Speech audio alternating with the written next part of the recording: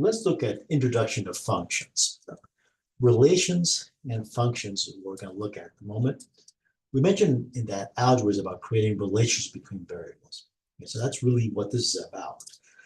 Does an algebra, any equation you write, it has to make mathematical sense, of course, represents a relationship between the variables in the equation. Now, a relation in mathematics is a rule that says how one variable relates to another variable.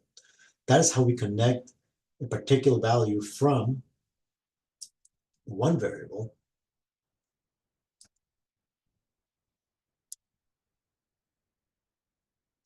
to a particular value in the other variable. Okay, so the rule again connects one variable to somehow another variable. You can see this is a very general idea. When you go to a restaurant, the menu acts as the rule that connects an item on the menu to the cost of the item. So that is the rule. You just have this, you have the dish, you have the price, and that menu acts as the rule, how it connects it. For family structures, for example, there is a rule that says why a person will be designated a particular title, such as uncle or brother or stepsister, and these titles are relative connecting a particular individuals to each other. Okay, so again, this is a very, very general idea. And mathematics will deal with relations, especially in algebra. In algebra, we deal with relations. Now, let's talk a little about direction. When we relate an object in one variable to another object in another variable, it is often easier if we think of a starting point.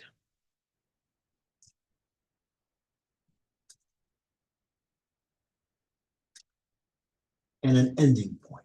And we already kind of looked at that right here when you said there's a rule connecting one variable to another variable. But now we add a little more structure to that, saying, look, we will have a starting point, and then that rule will take us to an ending point. The variable that represents the starting point will add the title of, well, I'm not sure if I'm going to ask here or say belonging. Actually, it's not a title, but it's more like belonging to, and I'll give myself enough room here, domain.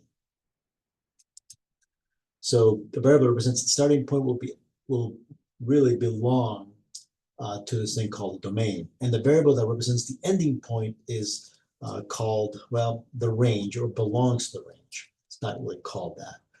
Okay, it belongs to. The domain and range titles are not fixed,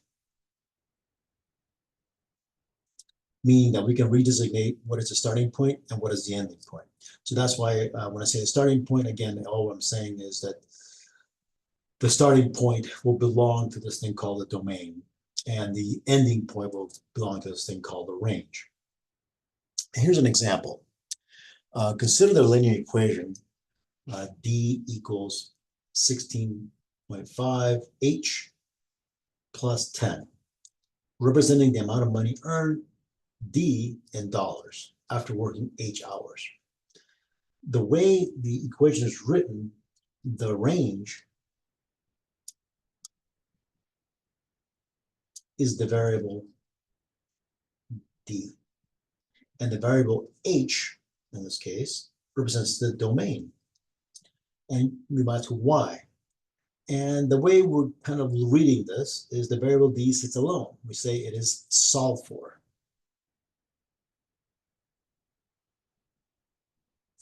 So we think of it as an ending result when we evaluate the equation. When we say, let's say we work 6 hours, how much do we earn?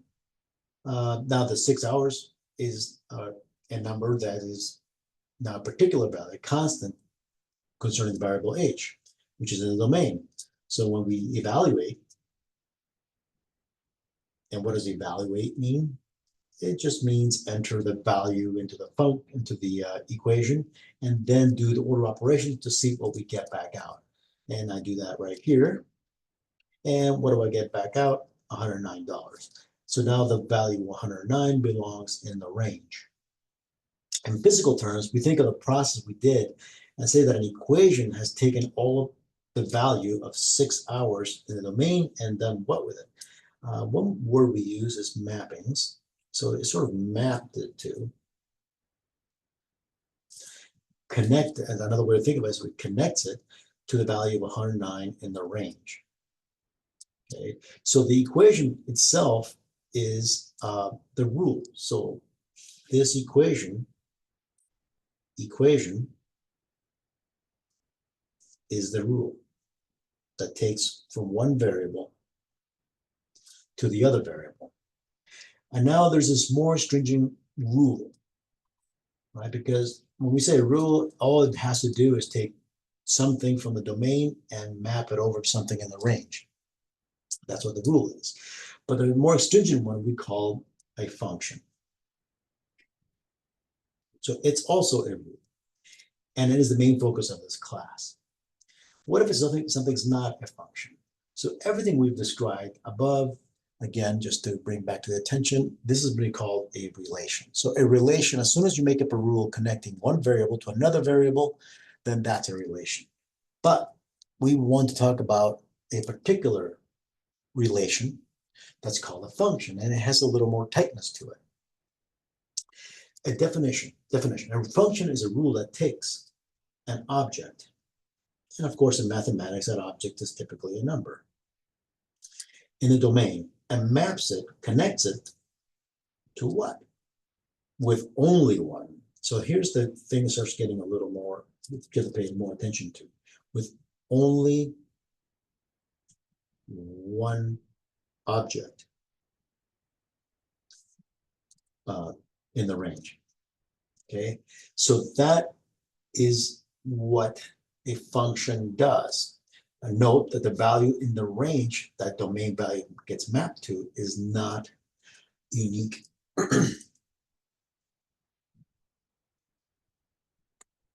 Meaning other items in the domain can map the same value in the range. Okay? So it is possible that several values in the domain result in the same range value. So they're all mapping to the same thing. But again, the thing with a function is that we take one object and somehow the rule will only take us to one location, one object in the range. That's all. So as long as the result in the mapping only produces a single value for the output for a given domain value, but the range value is not necessarily unique. Okay. So let's look at some other examples in the next video.